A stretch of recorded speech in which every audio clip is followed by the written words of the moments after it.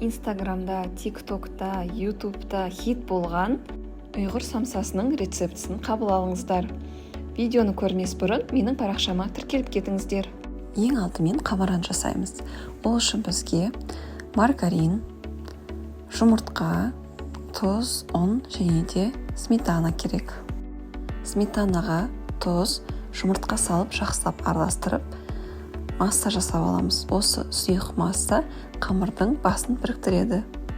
Үлкендеу ыдысқа, яғни табаға ұнды салып, осындай үккіштің көмегімен маргаринді өткіземіз. Бізге крошка керек. Бізде осындай крошка пайда болады. Енді осы крошкаға сұйық массамызды құйып, басында шанышқының көмегімен кішкене араластырып алып, содан соң қолмен араластыра отырып қамыр илейміз. Қамырды илеу барысында ешқандай артық ұн қоспаңыздар. Дәл рецептте көрсетілген ғана ұнды қосып, осындай біркелкі қамыр илейміз. Дайын болған қамырымызды целлофанлы пакетке салып, морозильникке жарты сағатқа қойып қоямыз. Қамырымыз морозильникте тұрған уақытта самсаның салмасын дайындаймыз. Мен осындай механический блендердің көмегімен пиязды тураймын. Блендеріміздің ыдысына пиязды салып, қолмен 1 минуттай айландырып, осындай езілмеген біркелкі туралған пияз аламыз. Кез келген ет көкөністермен жасасаңыздар да болады. Менде бағана айтып кеткендей сиыр етінің фаршы, пияз және де өздеріңіз ұнататын дәмдеуіштер. Бұл жерде мен қара бұрыш, қызыл бұрыш және де тұз қостым. Қамырымызды морозильниктен шығарып, 1/2 бөлікке бөлеміз. Дәл видеода көрсетілгендей әр бөлікті осындай шұжық тәріздес формаға келтіреміз. Әр бөлікті шамамен 14-15 данаға бөлеміз. Бөлінген даналар, яғни кусочектар бірдей болу үшін мен кухонные весы пайдаланамын. Каждый кусочекті 30-33 граммнан жасаймын. Әрбір бөлікті дәл видеода көрсетілгендей етіп, қолымызда айналдыра отырып шарик жасаймыз.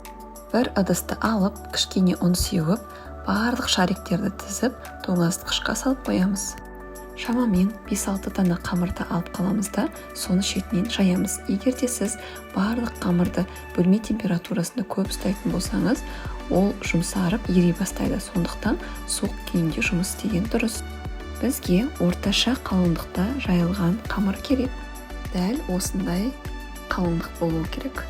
Осы самсаны жасау барысындағы ең қызық сәт бұл самсаны өру әдісі. Қамырға салмамызды салып, жай ғана біріктіріп, осылай жабыстырып шығамыз. Дәл видеода көрсетілгендей етіп түйеміз, яғни бір шетін осылай қамырға жабыстырамыз және де ары қарай өстіп өріп алып кетеміз. Ешқандай да қиындығы жоқ. Достар, описание бөлімінде қамырдың, салманың толық рецептісі жазылған. Қамырдың кішкентай бөлігін осылай арт жағына түйіп жібереміз. Осы жерде сіздерге бір лайфхак айтқым келеді.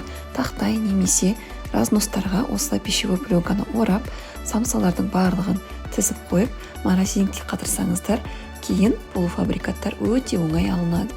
Екінші өте маңызды лайфхак, зубочистканың көмегімен самсалардың үстінен 2-3 тесік жасап, тесіп шығамыз.